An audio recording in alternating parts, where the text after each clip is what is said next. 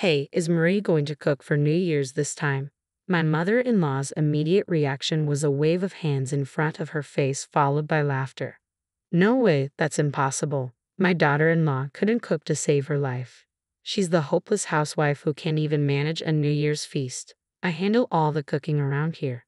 Her laughter grated on my nerves. It wasn't a joke, nor just playful banter. It was a direct insult. I had finally had enough. It was time to stand up for myself. I'm Marie, 28 years old, married just last year. I'm a full-time housewife who actually enjoys cooking, even if my husband's taste is forgiving as long as it's edible. He's kind, and we live in a newly renovated large house with a spacious kitchen island I've always dreamed of. It should be the ideal life. But from the start of my marriage, there's been one problem. My mother-in-law. She fancies herself a culinary expert and sees me as a failure of a wife who can't cook. I could bear it if that's all she thought, but she's the type to make sure everyone hears about it. Just yesterday, she was loudly complaining to the neighbor's wife while I was hanging out laundry. My daughter-in-law can't even cook properly. Oh, it's terrible. I wonder what kind of education she had. My son is so unfortunate. I can't believe it, she exclaimed, her words like barbs that nearly snapped the clothespin in my hand. Enduring her criticisms of my cooking was one thing, but hearing her disparage my parents was intolerable. I held my parents in deep respect, having learned countless lessons from them. Yet my mother-in-law never bothered to understand or appreciate any of that. Instead, she chose to slander me daily. Today was no different. I could hear her sharp voice spreading gossip through the neighborhood. She doesn't even know how to season properly. If I don't cook, there's no flavor at all. Why did my son marry someone like her? The neighbors joined in, adding their own comments. Brad seems to have added tough to his plate. Why don't you teach her? I wish they would just stop, I muttered, my grip on the glass tightening until it cracked in my hand. In the evening when Gregory, my husband, arrived home, my mother-in-law was in the shower. Seeing an opportunity, I decided to share everything I had been holding back with him. Can't you do something about your mother? She's going around the neighborhood every day saying I can't cook. Can't you talk to her, Gregory? As I hung up the jacket he handed me, I opened up about my mother-in-law's behavior. Gregory isn't particularly fond of his mother, and he cares about me, so I expected him to defend me. I thought he would sympathize and say, that must be difficult. But his response was completely unexpected. Well, Mom has always been very particular about cooking, Gregory said, scratching his head and looking troubled. Particular about cooking, I almost blurted out. With all that heavy seasoning. I stared at Gregory in disbelief, but he remained serious. Come on, she's a good cook, right? Well, I don't really know much about good or bad cooking. Anyway, please get along with Mom. That's a wife's duty, isn't it? With that, Gregory left the room. Is this some kind of joke? That thought echoed in my mind. A good cook, a wife's duty. What does that even mean? A rush of frustration surged through me all at once. In truth, though I hate to admit it, my mother-in-law's cooking isn't exactly delicious.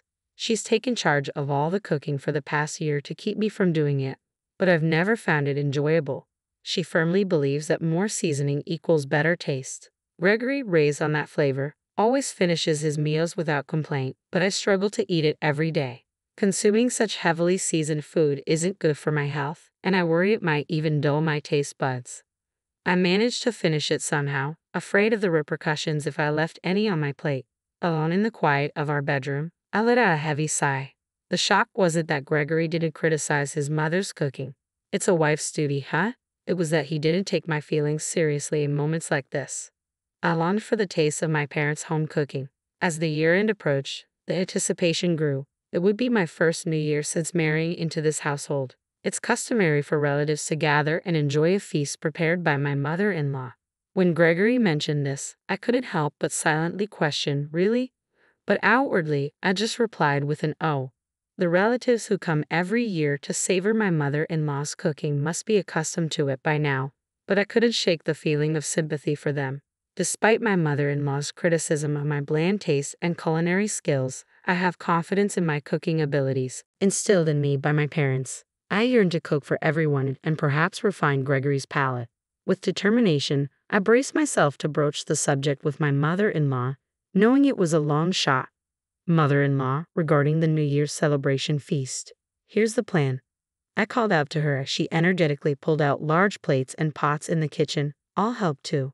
But when my mother-in-law turned around, her expression already signaled refusal. Marie, you can't even cook properly. So how can you prepare food for the New Year's celebration? You know that not just our family, but all the relatives will be here, right? That's why I'm saying this. I'm married into this family. It's my duty as a wife to. I argued desperately, but my mother-in-law simply shook her head. No, no. Do you want to create an awkward atmosphere right at the beginning of the new year? Everyone comes for my cooking. We can't disappoint them. If you understand, please don't interfere. I could only suppress my frustration as I watched her back. The new year arrived, and relatives began to gather. There were about 20 of them, more than I had anticipated. Many I hadn't seen since the wedding. Marie, Happy New Year. It's been a while. Are you settling into married life? I greeted each relative warmly, ushering them into the spacious dining room that had initially amazed me upon moving in. The unusually large dining room seemed perfectly suited for such gatherings. Inside, my mother-in-law was already engaged in conversation with arriving relatives. Then, one of them asked, "By the way, is Marie preparing the feast this year?" My mother-in-law's immediate response was to wave her hands in front of her face and laugh. "That's impossible. My daughter-in-law can't cook at all. She's a hopeless housewife who can't even manage a New Year's feast. I handle all the cooking around here," she declared with an unpleasant laugh. It wasn't a jest or a casual remark. It felt like a direct insult aimed at me. I had finally reached my breaking point.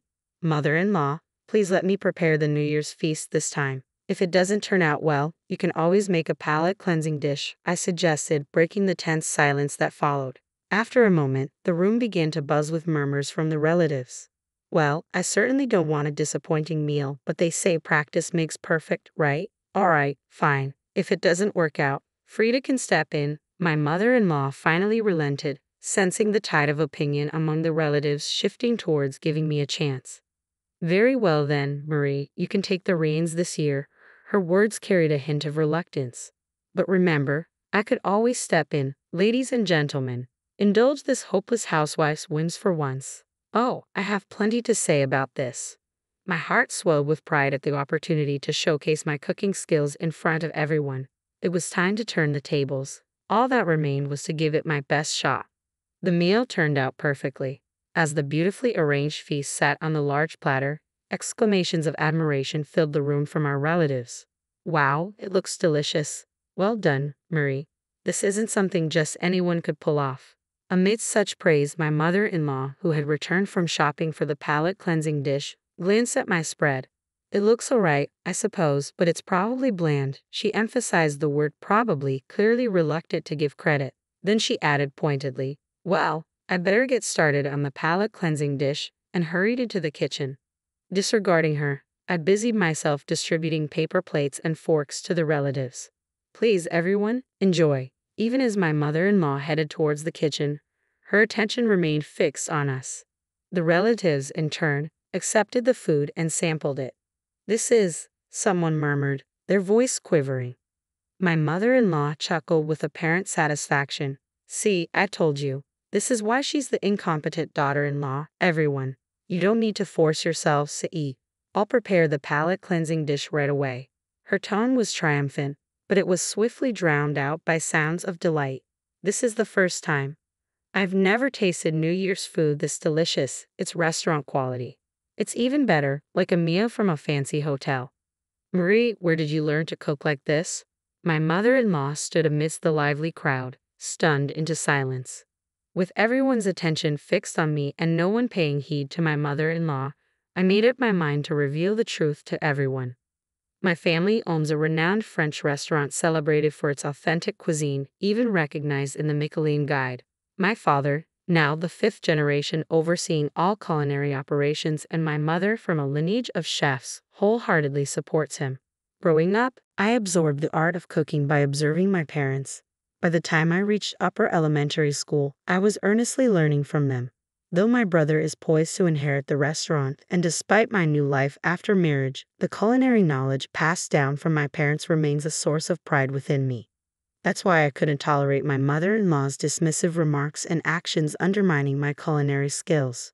Denying my cooking is tantamount to denying my parents and the restaurant that has been our family's legacy for generations. I did mention this before we got married. Mother-in-law.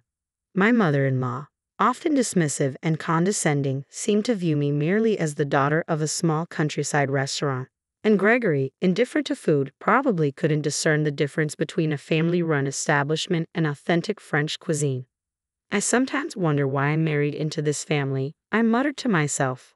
When I turned to the voice calling me, several pairs of eyes met mine, hesitant yet expectant. Can we have seconds? I want more too. Despite the generous portions of the feast I had prepared, it had been completely devoured. Suddenly, a wave of happiness washed over me, and I could feel tears welling up. Receiving praise for my cooking should have felt routine, something I'd known before I got married. Yet over the past year, I seem to have forgotten that sensation entirely. Yes, I'll prepare more right away. With determination, I hurried out of the room, passing by my motionless mother-in-law. Come to think of it, she had bought some ingredients. Regardless, I was determined to serve these guests to the best of my abilities. Mother-in-law, I'll use these ingredients, okay? I announced, but received no reply. The groceries remained untouched in the kitchen. As I reached to inspect the contents of the supermarket bag, someone entered the kitchen. Could you teach us how to cook too?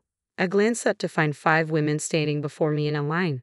Their ages spanned from around mine to about my mother-in-law's, but all their eyes gleamed with the same eager curiosity. The food was amazing.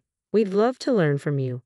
Looking back, those words must have stirred something within me. Teaching cooking had never crossed my mind before, but seeing their admiration and realizing I could make a difference, I felt a newfound desire to share my knowledge as much as possible. That's what went through my mind. With a smile, I gladly agreed, and the room erupted with excitement. Everyone discussed how they would impress their husbands by improving their cooking skills, and so the spontaneous cooking class commenced. Observing us intently from afar, my mother-in-law silently tidied up, and when the dishes were finished, they were met with even more praise. I must admit, Frida's cooking tends to be a bit salty for my liking. Marie's dishes are delicate and refined, truly professional French cuisine. Mila beamed with joy at the recognition and applause from everyone.